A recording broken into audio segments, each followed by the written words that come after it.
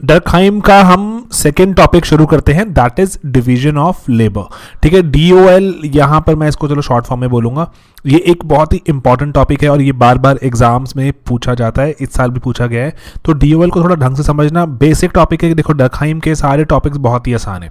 और division of labour आपको पता है, जैसे लेबर को डिवाइड कर दिया कि नहीं, जैसे आपको मैंने पहले बताया था, लेबर को डिवाइड कर दें अगर, कि एक बड़ी एक्टिविटी को छोटे छोटे टुकड़ों में तोड़ दें, एंड ये काम कोई और कर रहा है, ये काम कोई और कर रहा है, तो उसको डिवीजन ऑफ लेबर कहा जाता है। तो डर्कहाइम कह रहा है कि ये इकोनॉमिक कॉन्सेप्ट नहीं है, this is not an economic concept.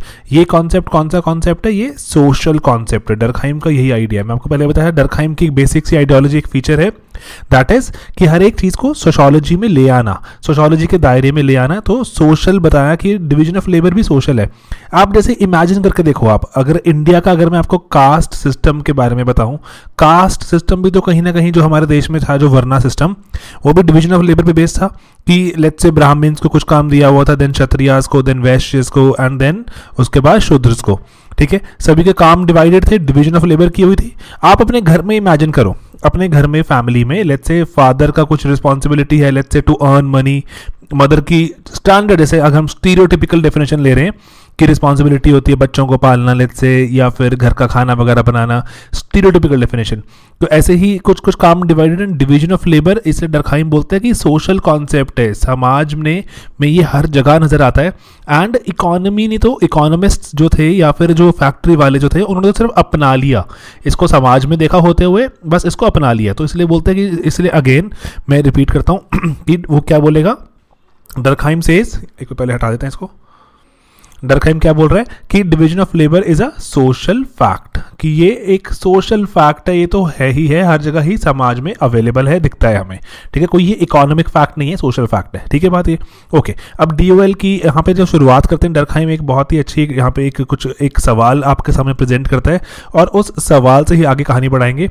वो कह रहे हैं कि जैसे जो मॉडर्न सोसाइटी है, जो हमारी आजकल की सोसाइटी है, जब वो लिख रहे हैं 1900 समथिंग में, वो कह रहे हैं वो हेट्रोजेनस है। हेट्रोजेनस मतलब सभी लोग अलग अलग हैं, होमोजेनस मतलब सब सेम है, हेट्रोजेनस मतलब सब बहुत अलग अलग हैं। वो कह रहे हैं कि सोसाइटी बहुत ही कॉम्प्लेक्स है, डिफरेंशिएशन मिलती है कि कोई लेट्स से, अगर आप देखो सिंपली डिफरेंशिएशन का मतलब क्या होता है, लेट्स से एक छोटी छोटी चीज़ों को भी बहुत ज़्यादा तोड़ दिया जाए। जैसे लेट्स से डॉक्टर, पहले क्या होता है, कोई वैद्य जी होते हैं, वैद्य जी सभी काम करते हैं, पैर टूट गया, पेट में दर्द, सर में दर्द, वैद्य जी सब कर रहे हैं।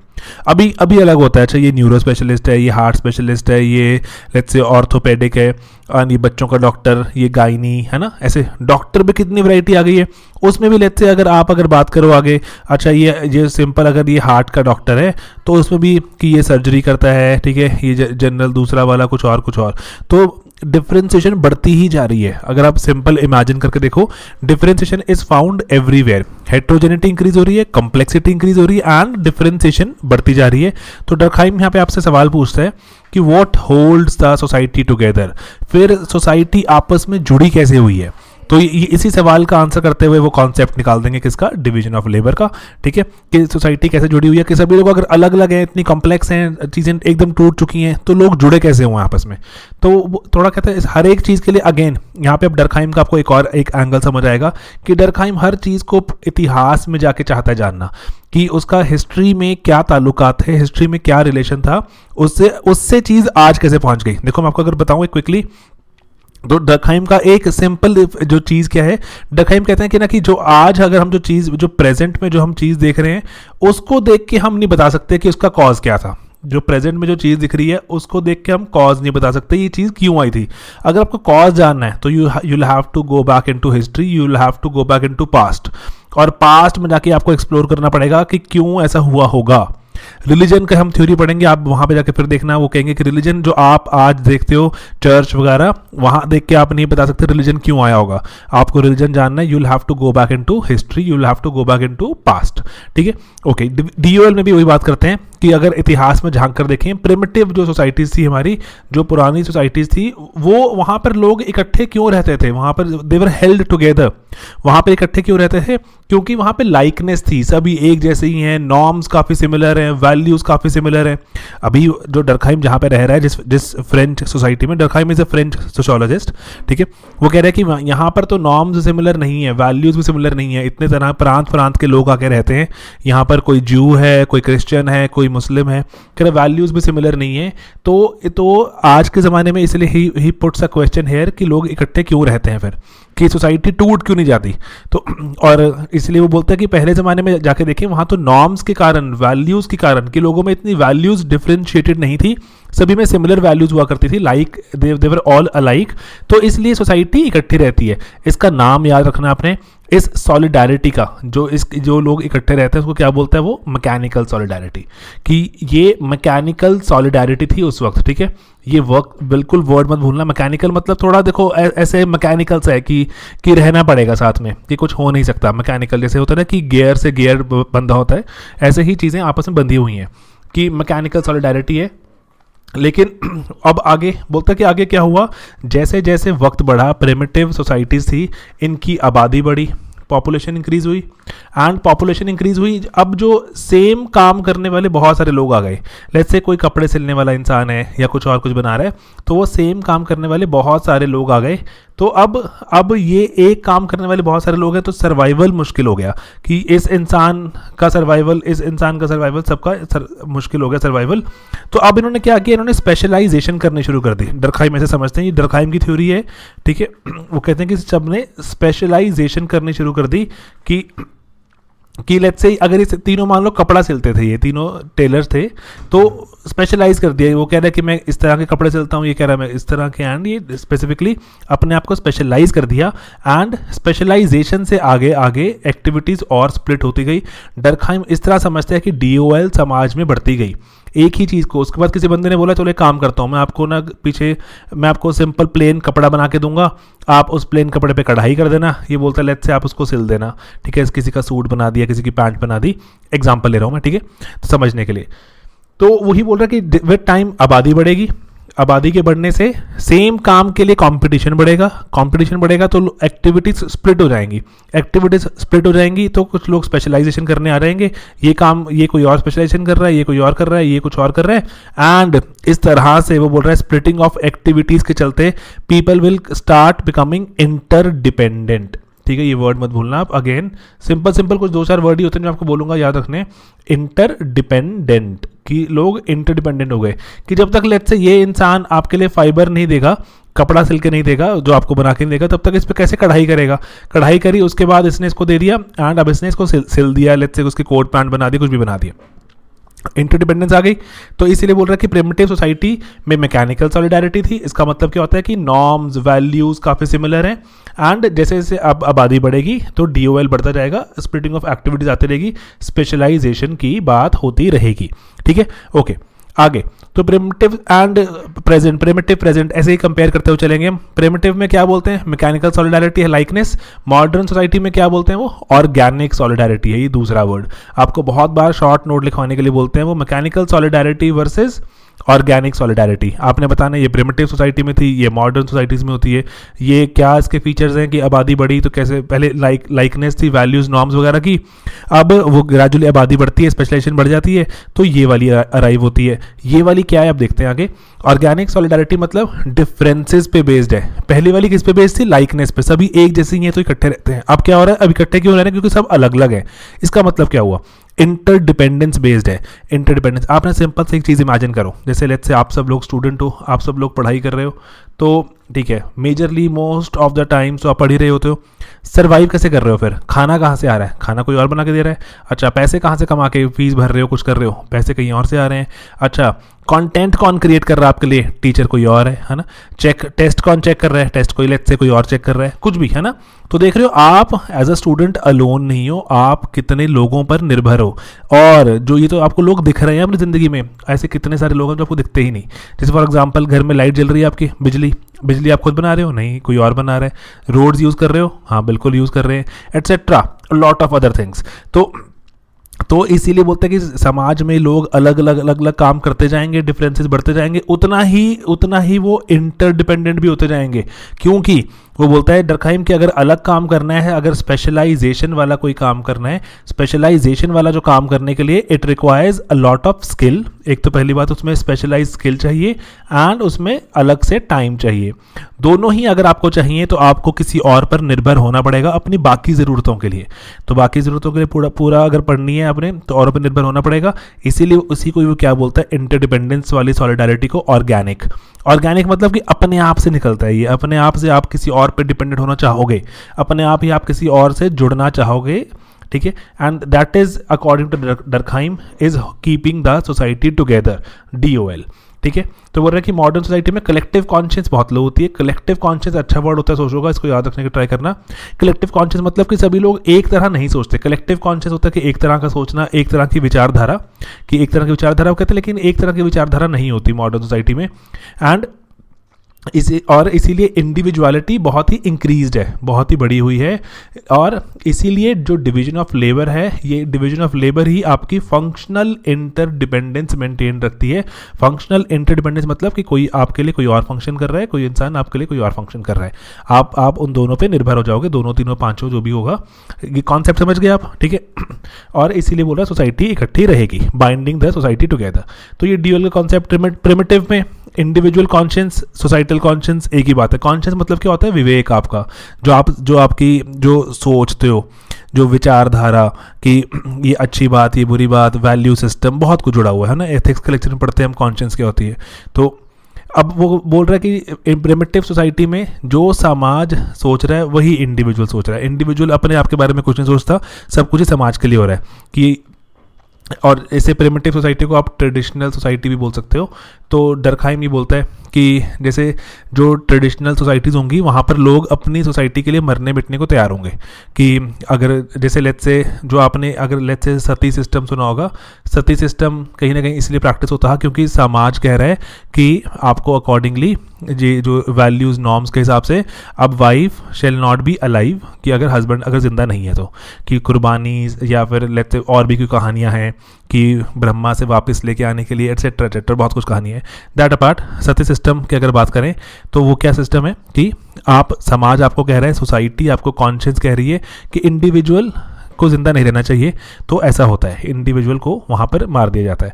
तो एंड उसके बाद लेट्स से कास्ट सिस्टम की बात करें, ये सब एग्जाम्पल हमने कोट करने पेपर में, तभी बता रहा हूँ आपको मैं। तो कास्ट सिस्टम बोलता है कि अच्छा कि इस कास्ट के लोग, ये वाले कास्ट के लोग ये काम करेंगे, ये लोग कास्ट के लोग ऐसे होते हैं, वो कास्ट के लोग ऐसे होते हैं।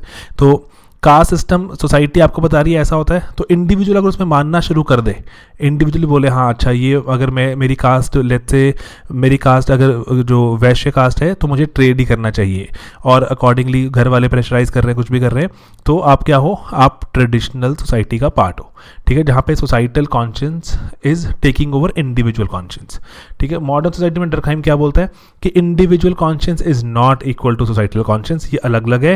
एंड यहाँ पर बहुत ही ज़बरदस्त कोट लिखते हैं वो, ही rights individual while becoming autonomous, कि अब आज़ाद होता जा रहा है वो, सोसाइटी की बात से कोई खास निर्भर नहीं है, ठीक है, सोसाइटीज़ की बातों से, कॉन्शियस से आज़ाद हो गया, ऑटोनमस हो गया, but comes to depend more heavily on society. क्यों? क्योंकि उसको अपना अगर स्पेशलाइजेशन, अपनी डिवीजन ऑफ लेबर में जो जॉब मिली है उसे अगर पूरी करनी है तो बाकियों को पर निर्भर होना पड़ेगा, क्योंकि उसके बाकी काम जो होंगे ज़िंदगी में, लेट्स से खाना उगाने के लिए अब वो खेत में नहीं जाएगा ना, किसान पर निर्भर हो जाएगा, कपड़ा बनाने के लिए वो खुद टेलर नहीं बन जाएगा, टेलर पर निर्भर हो जाएगा, बिजली बनाने के लिए ऐसा नहीं होगा ना खुद अपना पावर प्लांट लगाएगा घर पर, तो बिजली विभाग पर निर्भर हो गया, सरकार चलाने के लिए किसी और इंसान पर निर्भर हो गया, है ना, सब कुछ पर निर्भरता होती जा रही है, डिपेंडेंसी आती जा रही है। तो इसीलिए बोल रहे हैं individual while becoming autonomous comes to depend more heavily on society. And ये कहाँ पे होगा? मॉडर्न सोसाइटीज़ में, क्योंकि इंडिविजुअल अलग होना चाहता है और इसको अलग होकर बाकी अगर सभी काम पूरे चाहिए अपने स्पेशलाइज्ड काम, तो औरों पे डिपेंडेंसी आएगी ही आएगी, ठीक है। तो अब वो DOL सोशल फैक्ट कैसे बन जाता है? फिर आपको सवाल बहुत बार पूछते हैं कि DOL as a social fact, short note लिखो। तो आपको बताना है सोशल फैक्ट के जो फीचर्स आपको बताए थे मैंने, एक्सटर्नल होता है, कॉन्स्ट्रेंट, जनरलिटी एंड उसके बाद इंडिपेंडेंस एटसेट्रा। अपने उन्हीं पे पैमानों पे दिखाना है कि कोई सी भी चीज़ को आपको पूछें XYZ as a social fact, आपने वो कैरेक्टरिस्टिक उठाने बताने शुरू कर देने, देखो ये सब कैरेक्टरिस्टिक दिखते हैं, एक्सटर्नल है, मैं मानूँ या ना मानूँ, हो रहा है ये, है ना, ओके।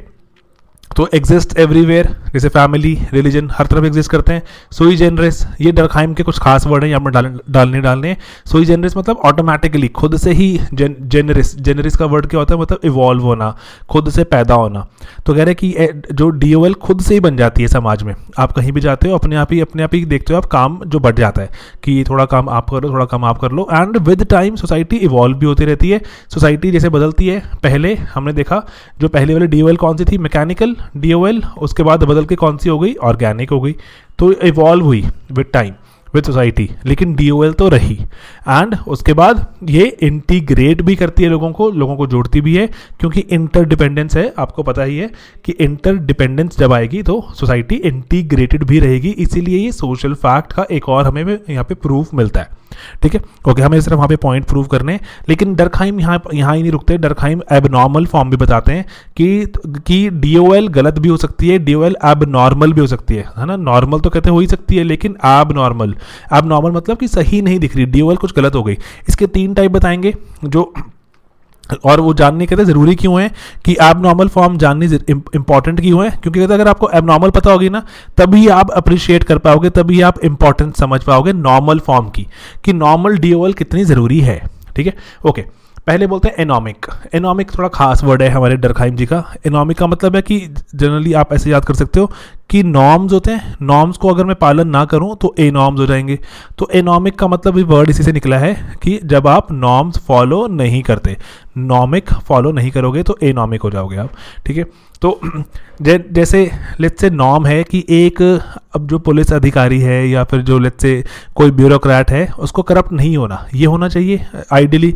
जब लेट्स से ब्यूरोक्रेसी बनी होगी, किसी को जॉब दी होगी, आपका काम ये सब कुछ समथिंग, ठीक है, आप एग्रीकल्चर का काम देखोगे, इरीगेशन का काम देखोगे, आप देखोगे सड़कों का काम, तो काम बंटे तभी एक काम करेगा दूसरे का, तभी चलेगा काम, है ना। एग्रीकल्चर में अगर इरिगेशन ही नहीं हो रही, सीड्स वाले डिपार्टमेंट का क्या फ़ायदा।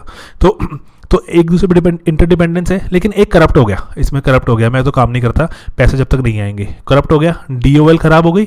तो इसीलिए people norm when they do not follow norms, for example because of corruption या फिर बिकॉज ऑफ एनीथिंग एल्स, तो वो एनॉमिक हो जाती है, DOL खराब हो जाती है आपकी। ठीक है, एंड देन इनएडिक्वेट ऑर्गेनाइजेशन। मान लो कि कोई काम था, लेट्स से हम अपने CDP क्लासेस में विटनेस करते हैं, आप यहाँ और बेटर समझ पाएंगे कि हमें अगर लेट्स से किसी भी क्लासेस में, कोचिंग सेंटर में लेट्स से चले गए आप, वहाँ पे 5 इंपॉर्टेंट सब्जेक्ट हैं, 5 इंपॉर्टेंट सब्जेक्ट के 5 टीचर चाहिए आपको, 5 टीचर चाहिए। लेकिन आपने बोला कि नहीं कोई बात नहीं, हम 3 से काम चला लेंगे, हम ये 5 बड़े बड़े सब्जेक्ट्स जो हैं हम ये 3 लोग ही पढ़ा देंगे। तो नहीं हो पा रहा ना, वो कभी ये छूट जाता है तो कभी ये छूट जाता है ना, यही चलता रहता है बस। तो इसको बोलते हैं इनएडिक्वेट ऑर्गेनाइजेशन, कि आपको ऑर्गेनाइज नहीं करना आ रहा ठीक से, आपने इनएडिक्वेट प्लानिंग करी है। और इसको भी DOL एबनॉर्मल फॉर्म में मानता है डर्कहाइम। तो ओवरबर्डन कर दिया खुद को, ठीक है। इससे कॉन्फ्लिक्ट भी बढ़ जाते हैं कि वो बोलता है तुमने नहीं किया, अगर तुमने नहीं किया तो DOL में कह रहा है कि DOL में तकरार बढ़ जाएंगे, डिवीजन ऑफ लेबर में, it will cause a lot of conflicts. Then आता है फोर्स्ड DOL, जबरदस्ती कि I'm sorry, तो फोर्स्ड DOL में क्या होता है कि किसी को जबरदस्ती काम सौंप दिया। जैसे इंडिया के कास्ट सिस्टम में, अगर जस्ट बिकॉज के लेट्स से आप कास्ट सिस्टम में पैदा हो गए, लेट्स से आप कास्ट सिस्टम में क्या थे, ब्राह्मण, क्षत्रिय, वैश्य एंड शूद्र, ठीक है।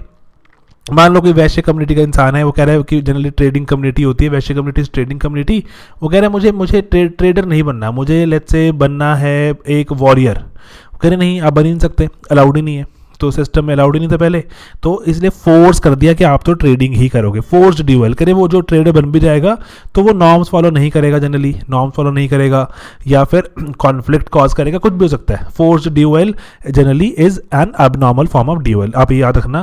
जैसे कास्ट सिस्टम इंडिया का बहुत ही प्राइम एग्जाम्पल है। अब और डर्कहाइम सिर्फ और सिर्फ ये आपको एबनॉर्मल फॉर्म बताकर नहीं छुट्टी करना चाहते, डर्कहाइम कह रहे हैं कि वे हेड भी देखो कि एबनॉर्मलिटी से छुट्टी कैसे मिल सकती है, हमें एबनॉर्मलिटी से हमें कैसे निजात मिल सकती है। वो बोलते हैं कि कुछ नहीं करना, आपको एसोसिएशंस बनानी है। बहुत ही आसान तरीका बताते हैं, वो कह रहे हैं कि प्रोफेशनल एसोसिएशन। अगर आपने पॉलिटी के हमारे लेक्चर लगाए, पॉलिटी मतलब जो चैप्टर 7 था हमारा, पॉलिटिक्स एंड सोसाइटी, उसमें मैंने आपको बताया था डर्कहाइम का। वो बोलते हैं कि एसोसिएशंस बनानी है आपने, एसोसिएशंस ही गाइड करेंगी कि कैसे इस बंदे को काम कैसे करना चाहिए। फॉर एग्जांपल लेट्स से कि हमने टीचर्स की एसोसिएशन बना दी, है ना, टीचर्स की एसोसिएशन बना दी जो बताएगा कि एक आइडियल टीचर कैसा होना चाहिए, ये 10 पॉइंट 5 पॉइंट उसमें होने चाहिए। अगर नहीं है, अगर वो टीचर ये 5 पॉइंट फॉलो नहीं कर रहा तो उस पर कोई स्ट्रिक्ट एक्शन लिया जाएगा या उसको बोला जाएगा कि आप ठीक से काम करो। क्योंकि अगर आप अच्छा टीचर एक अच्छा काम नहीं करेगा, अगर टीचर ठीक से काम नहीं करेगा तो बच्चे ठीक से काम नहीं करेंगे and society gradually it will start to break down. तो इसीलिए वो डरखाइम यही सजेस्ट करता है कि हमें क्या करना होगा, by forming what professional associations.